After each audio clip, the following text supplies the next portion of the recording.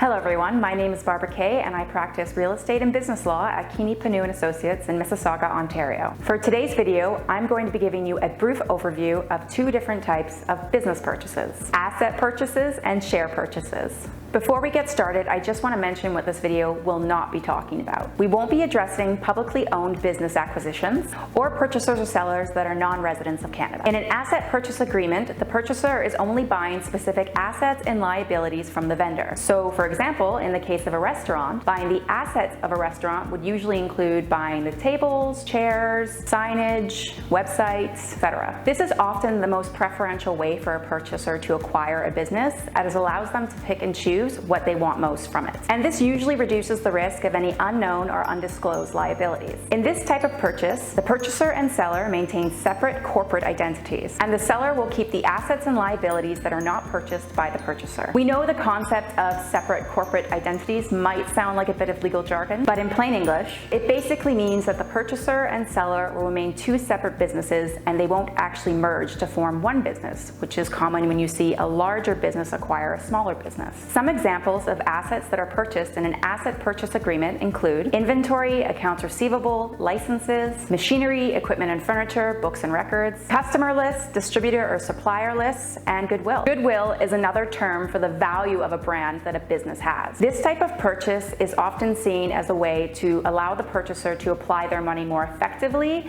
and reduce their risk. Purchasers also receive better tax treatment in an asset purchase as opposed to share purchases, which we will talk about a little bit later. However, purchasers need to be wary of neglecting to include important assets. For instance, if a purchaser acquires a certain business and leaves out an important supply contract, that purchaser might not be able to operate that business effectively. This is a risk that is specific to asset purchase agreements. So a purchaser will want to ensure that their lawyer includes a guarantee from the seller stating that all the assets they are acquiring constitute all of the assets necessary to operate the business. In contrast, sellers typically do not favor asset purchases because they are left with the known and unknown liabilities, and usually receive better tax treatment when selling shares rather than assets. Due to this, you will find that the purchase price in an asset purchase agreement tends to be higher than the purchase price in a share purchase agreement, and attributed less so towards the goodwill being acquired. In breaking down the purchase price of assets, purchasers receive an adjusted cost base. We don't want to get into any confusing accounting terms, but we'll tell you what the adjusted cost base is used to calculate. It calculates things like the capital cost allowance, deductions, capital gains tax, non-capital losses, or capital losses on the sale of assets. If the assets have depreciated in value, the purchaser can increase the adjusted cost base of those assets to the current market value. This will minimize the buyer's tax going forward because they have a higher depreciable asset base or a higher cost to reduce gains. Okay, so for a lot of you, your idea of a good time is probably not distinguishing between capital gains and capital cost allowances. This is just another reason why, if you are buying a business in Ontario, it's probably a good idea to have a good accountant and lawyer assist you in the process. But if we haven't tired you out yet, let's talk a little bit about the basic tax situation that the seller is facing. The seller will generally experience two levels of taxation in an asset sale. The first being at the entity or corporate level, and the second being at the shareholder level. If, however, there is a capital gain on the sold assets, the corporation may be able to pay capital dividends on the non-taxable portion of the capital gain, which is then tax-free to the shareholder. Asset purchases are also more complicated and time-consuming than share purchases. This is because the parties need to identify and value specific assets, and then often obtaining consents from third parties about the transfer of those assets. So, for example, a business's lease agreement with a commercial landlord is a type of asset that would require the consent of the landlord to transfer. Now let's move on to share purchase agreements. In contrast to an asset purchase, the purchaser is no longer picking and choosing the assets and liabilities that they want to acquire. They are buying everything about the corporation. That includes the assets, rights and liabilities, and even any unknown circumstances that might be affecting the corporation. Circumstances that even the seller might not be aware of. At the conclusion of this type of transaction, the entire corporation is now controlled by the purchaser. So buyers might be wondering how they can protect themselves from the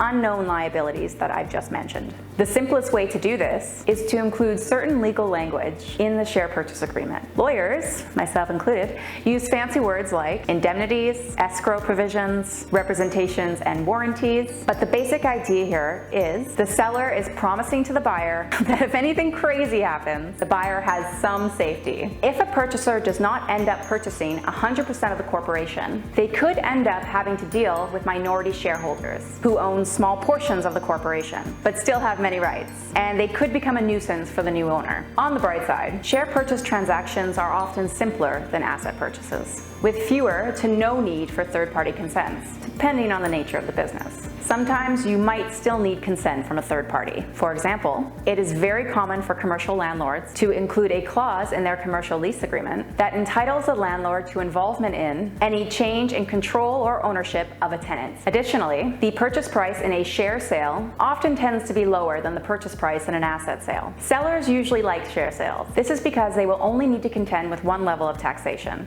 And as individual Canadian resident shareholders, they have the benefit of only 50% of the capital gain being taxed. Moreover, if the private business is a qualified small business corporation, the seller can generally claim a lifetime capital gains exemption to shelter all or part of the gain from tax. In 2020, the maximum amount applicable for a lifetime capital gains exemption for qualified small business shares is approximately $883,000. The tax implication for purchasers on a share purchase is that they will usually not receive any benefit until the subsequent sale of the newly acquired shares. In other words, there are tax advantages for both sellers and purchasers, but purchasers get those tax advantages later on down the road. Having explained all this, it's important to note that while the rule seems to be that purchasers prefer asset shares and sellers prefer share sales, there are numerous situations when a purchaser or seller might prefer the exception to the rule. Now you know a bit more about the options available to you when buying or selling a business. It is important to remember that this video is not intended as legal advice, and you should always speak with a qualified lawyer to discuss the best structure for your purchase or sale. It's also a good idea, like I mentioned earlier, to include a qualified chartered professional accountant. If you don't have one, we can refer you to someone. Don't forget to like and follow KPA Lawyers on Facebook and subscribe to KPA Lawyers on YouTube. I'm Barbara Kaye. I'll see you next time.